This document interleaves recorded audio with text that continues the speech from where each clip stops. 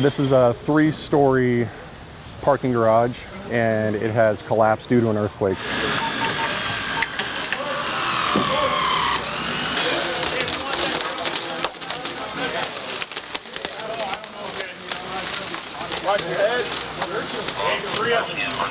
There's multiple parties trapped in vehicles.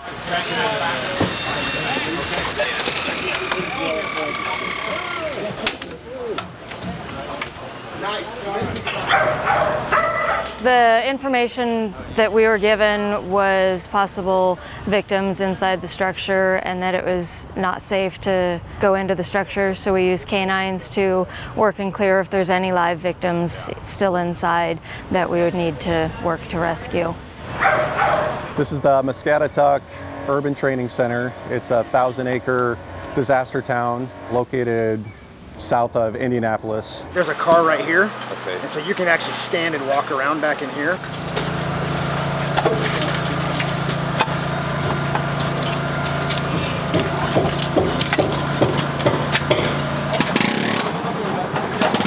A lot of these go back to the earthquake experiences we've had in our own country and what we've seen across the world. And we have tried duplicating as best as we can and creating a situation that exposes our rescuers, which they've been trained to how to deal with these. Now they're just putting all the pieces together.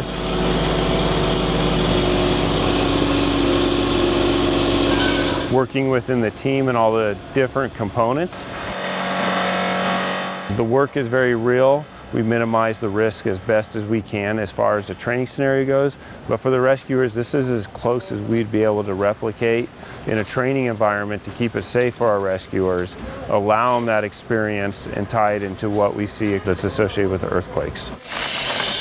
There's multiple specialties. We have hazmat, we have canine, we have rescue, technical search, planning, we have the IST, the task force leader, so each one of those teams has a specialty. Stop on orange! Stop orange! Every specialty is kind of tied in together, so there's a medical component as well. When the search crews find people, then they tag on a medical specialist and they go in and do their medical component. So it's not just one team doing everything, you know, just like in the fire service, everything's team oriented, so we're all depending on each other to make the effort complete. If you find a victim, they'll work on egress of the victim.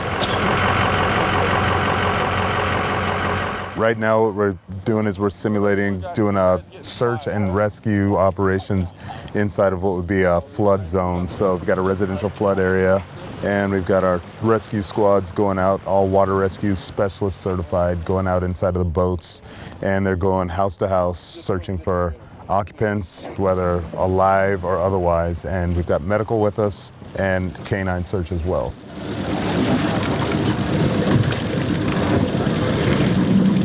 Challenge is that you've got hazards that you're unaware of. As you can look at the lake, they've got cars that are submerged part way, you've got houses that are submerged, the homes themselves become hazardous, and then you're never really sure, you know, what's under the water. You can only see that surface. So outside of that, other challenges would be just you have to be able to grid out the area, and then you have to coordinate your resources so you make sure that you reach every home.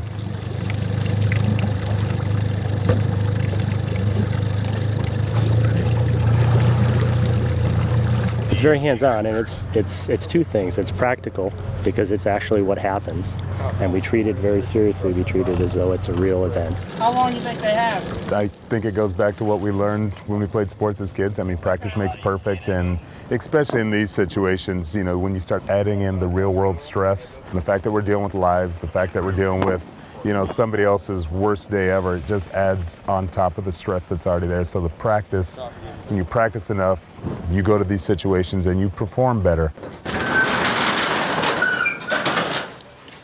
Unit 3, floor 1, structure okay?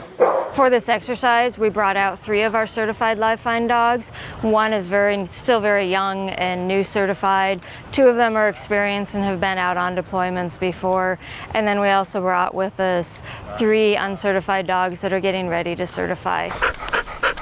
It's definitely challenging. They understand the concept of the game at a young age, and that's what we really build, is that concept. If you go out and search for people and you bark to tell us, and then they get rewarded, they get their tug toy for barking at the people that they find. Come on, Elmo, bring him down. And in this case, it's taking that simple concept of barking at a person that you find and putting it into the context of you can find people in any environment. Is this of any concern to us? For the dogs and the new handlers both, it's absolutely invaluable.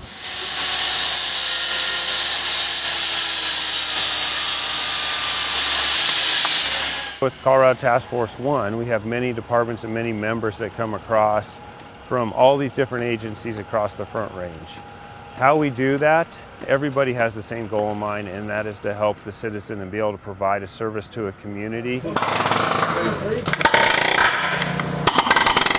How this adds to the team is it's that opportunity for us to work together, and not just work, but it's difficult work.